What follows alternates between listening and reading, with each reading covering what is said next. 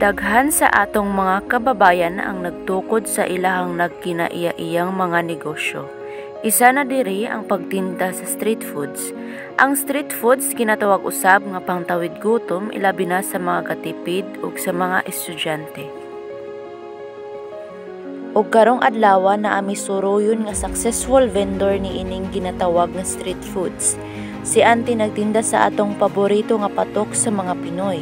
Walay lain kundi ang balot. Unsa imong pangalan ti og taga asa ka nagkoy? Balik sa pangalan. Evelyn Garces, taga 13 Poblasyon.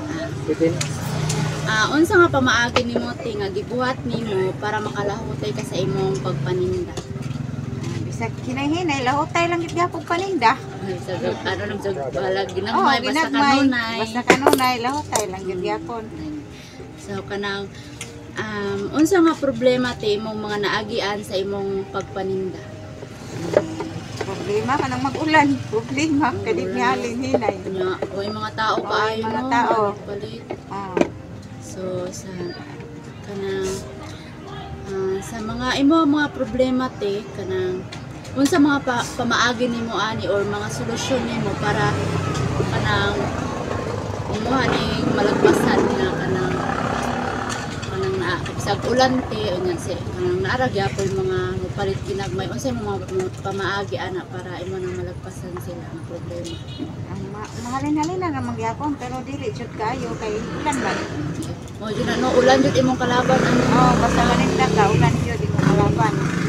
So kanang sa imong pagpaninda ti naa ba kay mga napundar or sa imong mga anak na kay mga human? Sa akong mga anak hinay-hinay bisag balot lang makahuman kung mag-arawan mangutang para kuan makapahuman gyud. Bahala hinay-hinay at least nakahuman ay nakahuman. So sa imong pagpaninda ti kanang malipayon ba ka sa imong gipili nga mo na paninda? Ay mo ganahan ko inani nga negosyo sa hinay-hinay. Simple lang mo. Lahutay lang gyud. Makaan magyapon ka ginagmay. Gina. So sa karon ti sa imong kanang unsa imong mahatag nga mga mensahe kanang sa naay nagtayong negosyo bisag ginagmay lang unsa imong mahatag sa ilaha nga mensahe nga silang pagpaninda? Mo na lahutay lang jud. Lahutay lang. Bisag kuan bisag hinay. Bisag hinay lahutay lang kay kaning negosyo lahutay ay ra man jud ni. Ay time nga kusog kita na ko hinay. Mo na palahutay lang jud kay kung di ka mo lahutay. Kamot lang jud no kay. Na may adlaw gid gyapon niya. Okay kita no. So, kato lang te. Salamat kaayo te. Kato lang.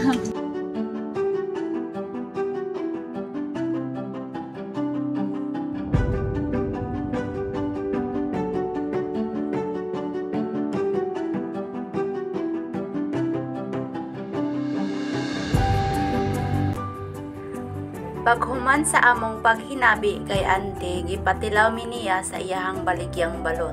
Sa ilang pagbaligya og balot, makahurot sila Auntie og 50 plus ka tray sa isa ka semana. Isip isa ka negosyante malipayon na kita nga naatay mapundar ginagmay gikan sa atong pagpamaligya. Ang pagtukod og isa ka negosyo kinahanglan nga taas kag pasensya og determinado ka. Sama sa giingon ni Auntie Evelyn, ang paglahutay mao ang nindot nga sentro nimo sa imong una-una para magdugay ka sa imong negosyo. Salamat sa pagpaminaw og maayong adlaw sa tanan.